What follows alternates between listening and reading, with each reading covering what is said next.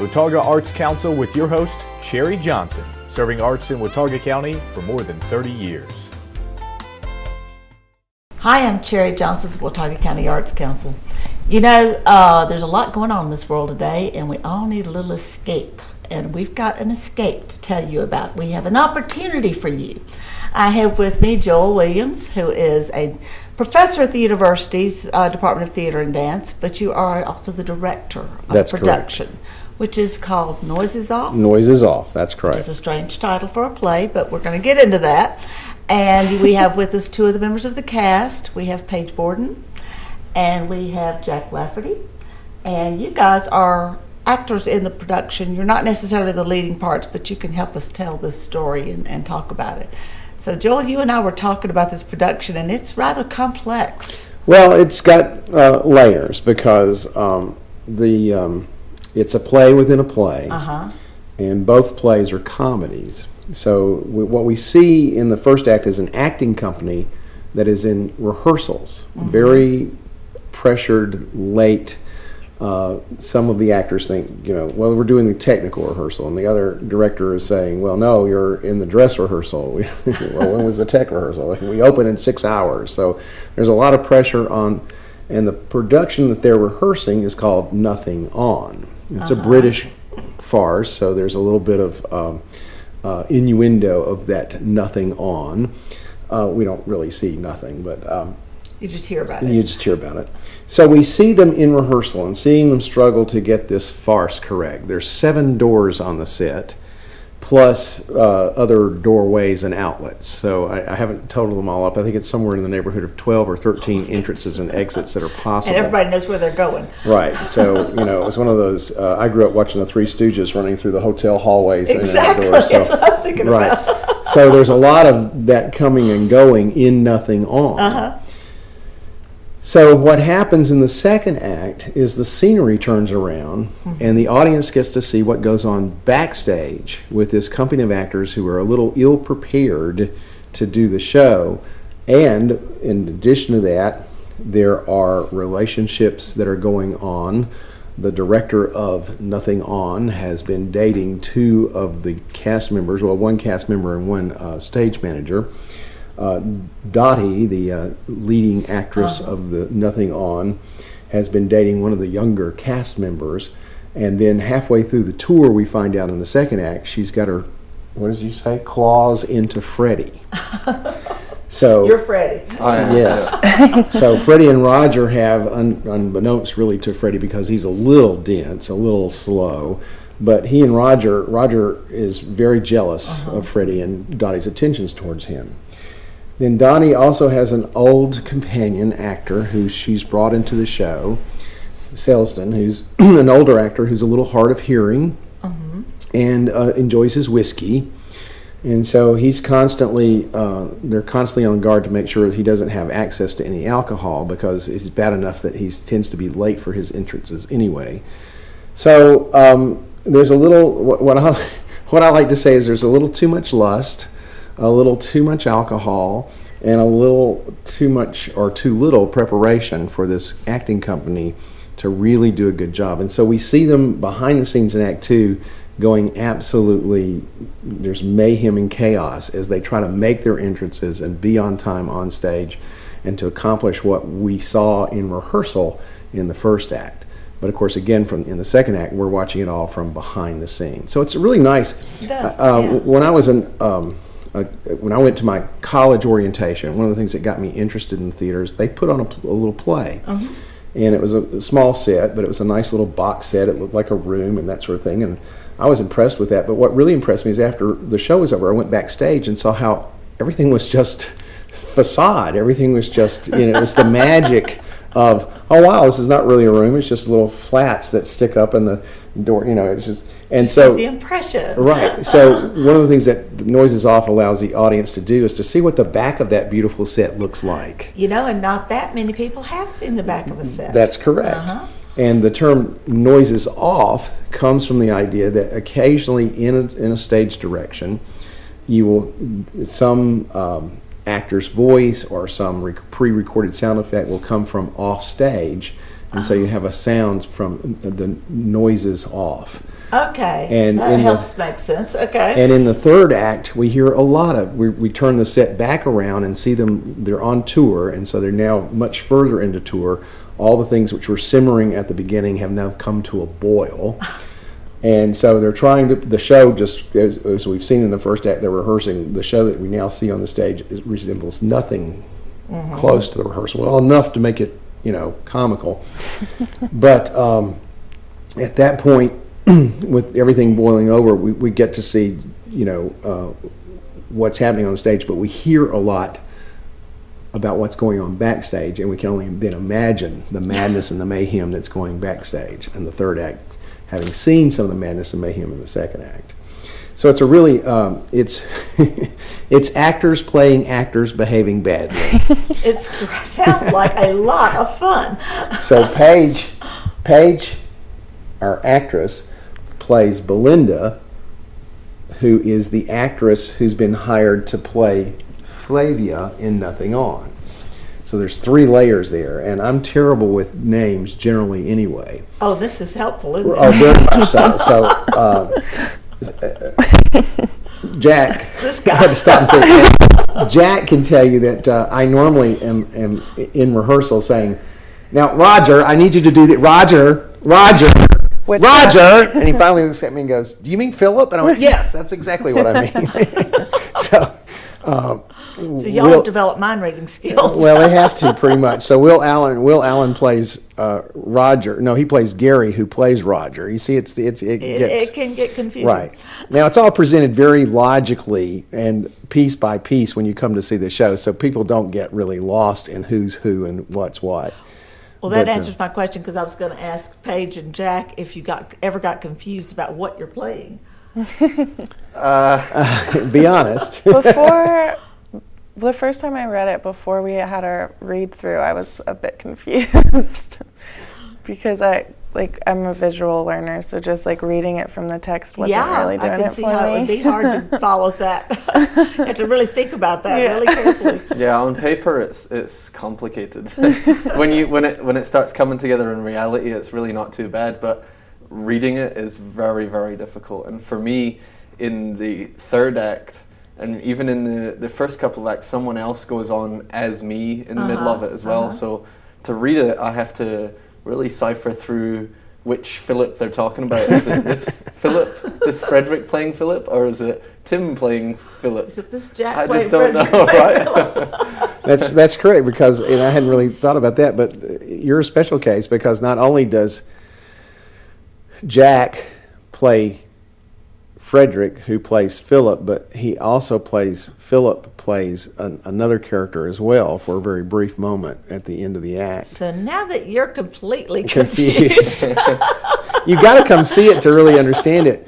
But I can pretty much guarantee that people will leave laughing. That it is one of those shows that if we do a modicum of a good job, that the audience will really have a good time. And I think they're going to do more than just a good job. I think they're going to do a really great job. I think this sounds like something I desperately need, and that's a couple of hours of fun and laughing and relaxing and enjoying something that's just, that you have to pay attention to keep up with. Right. But, I like the sound of this. All right, now, Jack, I know everybody's wondering, you have a slightly different accent from the rest of us. You're not a Southerner. I am not. You are not. And also I read in some of the information that was sent to me that the actors sometimes change accents to show who they're playing at the time. So I'm real curious. The accent you have, of course, I heard from Scotland. I am from Scotland, yeah. Okay. Now, do you also acquire other accents as you're going through this production? I do, yeah. When I'm playing Frederick, the actor, yes, I have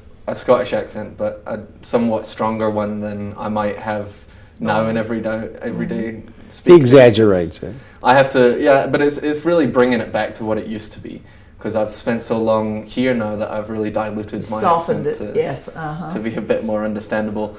So for Frederick, I lay on my Scottish accent a little thicker, and then when I'm Philip, I have a standard English accent. But when I was a child, my mother's English, and so I actually had an English accent. So for me, I'm kind of reviving 2 accents that I once in my life did have. And so But neither of them are what I have now. reliving your past is what you're doing. So I think I have a little bit of an advantage over some of the other cast because an English accent was once the way I spoke, Right. and a Scottish accent, a really strong accent, is also the way that I That's fascinating. speak. So, All right, now I have to ask, because I know everybody's wondering, what are you doing in North Carolina? I came in 2004. I came and worked at a summer camp in North Carolina, Uh-huh. and I loved it. And I worked at that summer camp for 6 summers in a row. And then after all that finished, I was going back to Europe for my winters, and decided that I should really get a degree before I continue to be a ski bum and a seasonal worker for the rest of my life. So I came and managed to. A lot of things worked out for me to be able to come here, but particularly, I went to the Highland Games, the Grandfather Mountain Highland Games, and found a scholarship through the St. Andrews Society of North Carolina. Fantastic. So, All right, and you're not a theater major. I'm not. I'm a recreation management theater All right. major. And you just got basically seduced by Travella Cheney into acting, is I that did, correct? yeah. She lured me in and made me promise that I'd stick with it, and I love it. I really do love it a lot. So I'm looking forward to seeing you in a production. Thank you. Now, Paige, you are a theater major, and you were telling me that you kind of started out in dance. Yeah, I was doing ballet for a while. I was in a pre-professional program in Asheville, and then I just got sick of it. I don't know. It wore Wasn't me your out. thing? Wasn't your calling? No. But then I started doing some plays with school, and I enjoyed it, so I completely quit dance and started doing theater. That's wonderful. So now your goals, you're going to be graduating with theater degree pretty soon. And I'm a dance minor now. So. Okay. Well, that comes in handy. Hasn't If you're in given it up. theater, you need to have some dance. Okay, and so then you're going to be going to the big time. That's the plan. We'll see. I don't know. We're all waiting to see. Yeah. We're all going to be watching. Okay. Now, Joel, you've been with the university how long? Oh, no, You don't that's even not know. nice. No, I do know. 21 years. This is my 21st year. That's wonderful. That's something to be proud of. No. It's not that I'm ashamed of it. It's just that I was somewhere else 10 years before that, so I've been around a long time. So Okay. it's, Lots of experience. a lot of age. That's Lots of experience. lots of experience. Okay. A lot of wisdom. Now, you teach, obviously. That's correct. And then you also direct productions. That's and correct. I was reading over a list. You have several very credible.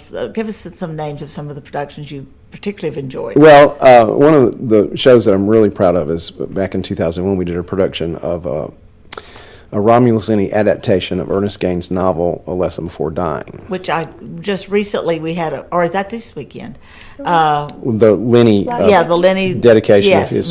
He passed away, I think, just over a year and a half ago, Right. and his papers were dedicated or donated or Acquired. entrusted. I think the way they like to say it was just entrusted to the Belk Library, and he's a significant American playwright. We've done several of his works over the years. The department has. So are you repeating any of that? Not right now. We actually, hopefully, he's got one work that we know of that has never been produced, and we're hoping to maybe take a look at that and Very see. It's interesting. all very early, so I don't want to promise anything or say anything. But Right. that's one of the things that came out over the weekend as we saw that found out that he has an unpublished work among That's the papers great. that were donated, and we're That's going to take a look at interesting. possibly producing that in the near future. But one of the things I'm really proud of at the university is we do have a very strong liberal arts approach to theater education, Good. teaching theater to people, teaching students to be theater teachers, the next generation, hopefully, of Tremella Cheneys that are out there. Exactly. Well, you have Sarah Miller to your credit. I That's think. correct. Well, no, I don't. She might not have got. I She's don't- one of Tremella's. She's one of Tremella's, yes. students, but I think I can't claim. I think Sarah went somewhere else to school, but we won't say How where. horrible. Yeah, but I think it's really important that our undergraduate students, and we do encourage them to begin to think about a specialization, but we really do try to give them a variety of background experiences, so they don't come out just as a performer, even though they may have concentrated as that. Yes. And we're always glad to see people like Jack, who You're trying to pick which name to call him. not actually a theater major, but has an interest in theater. We really think that theater is not just for, the professional. Yes. That a lot of our kids who graduate with a theater degree will go on and do other things. We did this production 13 years ago, The Noise is Off. Right. And I have been in touch with all but, there are 9 cast members, and I've been in touch with all but one of the previous cast members. About half of those are still doing theater, and the other half have gone into other things, which are been very successful with. One question I was going to ask you was, why is it that you do what you do as opposed to just being a director someplace doing, theater? Well, for me, I always felt early on that teaching was a calling. I had an undergraduate directing teacher who was really in a small program in South Alabama. Although I sometimes tell people I went to school in L.A., that's lower Alabama. But he was a tremendous influence on me, and I just sort of said, that's who I want to be. That's what I want to do. I want to teach people and encourage people. He taught me, and what I try to teach our students is that theater is a collaborative art, and the more you know, if you're going to teach or if you're going to be a part of it, the more you know about all the other team members, the better off you are. You don't have to necessarily be able to do everything that everybody else does, but you need to know, to go to the sports metaphor, the quarterback has to know what the tailback's supposed to do, and the lineman has to know what the tailback is supposed to do. Everybody has to know on that creative team what the other person's job is about and what they're responsible for. And we try to teach that. And I've been fortunate in my career and I do consider myself a theater generalist, even though my degree is in directing, and directing is probably the thing I enjoy the most. I've designed, I've worked as a stage manager, I've worked as an actor myself set design. out at Blowing Rock, and I recently have written a play. And it was just been announced that I've been notified. I haven't gotten the dates for it yet, but I've been told that Southern Appalachian Repertory Theater down in Mars Hill is going to be reading that as a part of a public reading in November, so I'm really pleased with that.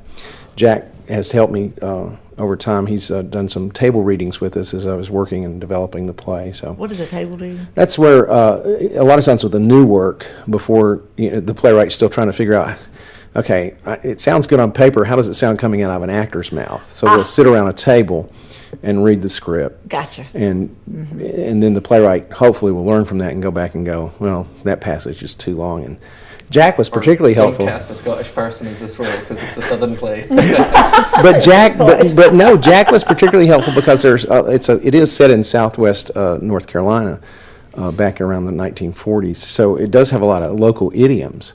And so Jack was really helpful. We'd be reading along, and I'd remember that that's something that's very, mountain speak. And so I'd turn to Jack and say, don't forget that many of us from the mountains are Scotch-Irish. Yeah. True. And I would say, Jack, does that make sense? Does that make sense to you? So he's very helpful in that way. So, but to get back to the point I was trying to make, just about the notion that you can specialize in theater, but I really feel like, just like in medicine, there ought to be some theater people out there who are general practitioners, who understand how to bring together all these experts. And I think it's really important for a director. If you're planning on directing them, you really have to be able to talk and communicate with the people who are designing for you, with the people who are building your scenery, with the people who are building your costumes, designing your costumes. The more you understand about what they bring to you and how to utilize their strengths. It's like I try to tell my casts, if I have to make up everything that's funny, it's only going to be as funny as I can make it. We're running a little contest, and for every actor who invents some new little idea, something that's funny that makes me laugh during a rehearsal, I give them a little tick mark, and we have a little prize going at the end. What a great way to spend your day, with people trying to make you laugh. That's exactly right. That's absolutely wonderful. But the other thing I want to just make clear to everybody, it's a lot of hard work. We have worked very hard. The cast has come in. A lot of the cast has been participating in an extra hour of rehearsal. Tough. Yes, it is. Right. We rehearse. I like to say, normally I rehearse anywhere from 2.5 to 3 hours a night. Right now I'm rehearsing anywhere from 3 to 3 hours and 10 minutes a night. I really try to get them out in 3 hours, but this is a tough show. And you're waking up during the night and thinking about it too. Well, it's really just not going to sleep. it takes me a while when I get home to go, okay, when I see before I can chill out and let it go. Well, you brought up something a minute ago that made me think of something else, and that is the Arts Council is big into education. And one of the things that we encourage is the multiple intelligence approach to education. Right. Because children get things in different ways. But one of the things that they gain from, especially theater, is, and in a lot of art forms, is learning to be a team. Because you were talking about how you have to know what everybody else is doing. You're not trying to do what they're supposed to do, but you have to work cooperatively to make it happen. And I think the arts have such a value in education, even for those kids who, Jack, don't turn out to be professional actors, you know, who have another career goal. They still are gaining skills and things that are going to stand them in very good stead as they go through life. Absolutely. And I think that's really very important for all of us to recognize and all of us to support, you know, the value of the arts as a whole, and theater being one of them. Right. So. Another thing we should be sure to mention is that the Office of Cultural Affairs every year at Appalachian maintains a performing arts series. They do. And normally their primary venue is Farthing Auditorium. Right. And it's currently this year undergoing a major private gift Schaefer Hall. Schaefer Hall renovation. And so we've been working with the Office of Cultural Affairs, Department of Theater and Dance has, to try and provide some venue space for them, although ours is full a lot of the times with our own performances, but we've managed to carve out some niches for them to do some, and they've adopted us in a sense, in that Noises Off is going to be a part of the Performing Arts series this year. So we're looking forward to having hopefully a lot of new folks who've not been in the Valborg Theater before. It's been there now for 20 years. It was renovated when I first came. And it's a wonderful space. It is a beautiful space to be in. And I just know from dealing with people in the community and talking with some folks that, I've never been in that space. And, this hopefully will be a wonderful introduction. Nothing particularly scary about this production. It's not a Shakespeare production. It's not, a heavy-duty Death of a Salesman, or it's not one of the, and we try to do, of course, a large range of plays for the benefit of our students, so they can see historic pieces and different time periods and different genres, of course. But and I know that doesn't appeal to everyday theater goer, but this particular one hopefully will. And I'm hoping that people, when they see the space and see the quality of the work that the students are doing, that they'll come back and see some of our other shows. Well, in one of our recent interviews, we were talking about seeing the stars of tomorrow, because many of your students do go on to professional careers and become very well known in their field. And so, we are seeing the stars of tomorrow, and they are very talented. So now we need to talk about tickets, and since it's going through the Office of Arts and Cultural Programs, does that change that at all? No, it really hasn't. As a matter of fact, it's been enhanced because the folks who normally run the offices for out of Farthing have moved into our box office. Oh, so our box, Sarah Eustace. That's correct. Sarah is running our box office and has brought several different improvements, including a new coffee pot that the students who work in that space. Yes. And so tickets are being sold through our regular phone number, which we brought in some extra phone lines because of the other Performing Arts Series things. But if you're familiar with the phone number for the Theater and Dance box office, that's still there. That's 828-262-3063. Okay. And that number will ring through to the box office. But if you call the Church and Center Performance Series phone numbers that are available on their website, it'll also take you to the same spot. Okay. So you don't necessarily, the tickets are available either through the Theater and Dance website or through the Office of Cultural Affairs website, the Performing Arts Series. Tickets are $8 for students. That's correct. And what was the? Faculty and staff is what? 12. And then 15 General admission is 15. Right. And the production dates are? October the 5th, that's Wednesday. 3rd. Oh, October the 3rd. Is next Wednesday, yeah. See, I'm trying to make it later. You're trying to wish your life away. Thank you very much. It's Wednesday, October the 3rd through Wednesday, Thursday, Friday, and Saturday. Thank you. Wednesday, Thursday, Friday, and Saturday nights, and then a Sunday matinee. The Sunday matinee will be at 2, and the evening performances start at 7:30. So it's Wednesday, October the 3rd through that Sunday, which is the 7th. Thank you, Jack.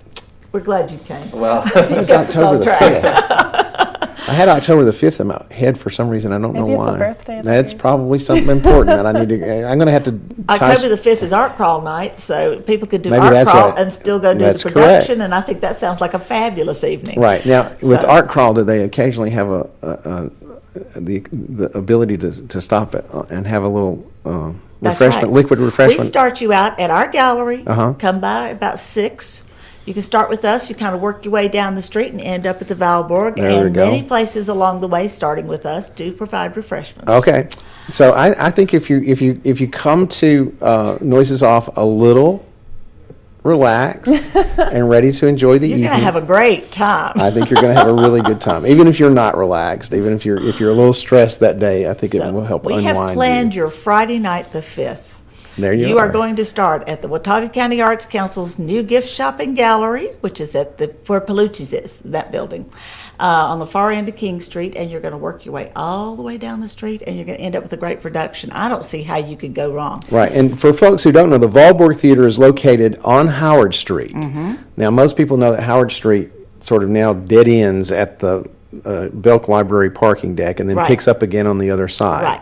Well, we're at that dead end, the little cul-de-sac right before you get to the Right parking behind lot. Turchin Center. Right behind Turchin Center. So- And that's the front of the theater where the lobby is. So it's easy to find. On weeknights, there's some available parking in the Belk parking deck. Parking is not a problem. Right behind the Turchin Center, and there's a very small parking lot with some handicap spaces right next to between the Rayleigh Business Building and Chapel Wilson Hall.